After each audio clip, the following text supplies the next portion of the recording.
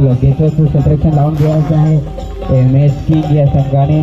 दोन फलंदाज येताना पाहायला मिळत आहे। एका बाजूला पाहायला गेले तर डावे तसेच एका बाजूला पाहायला गेले तर नक्कीच किसन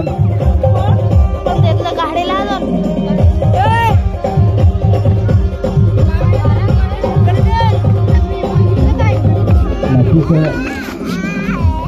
MS किंग या संघाने खूप मोठा टार्गेट उभं केलेलं आहे। 47 धावा मात्र केलेला काय त्याच्याकडे गोलंदाज आहे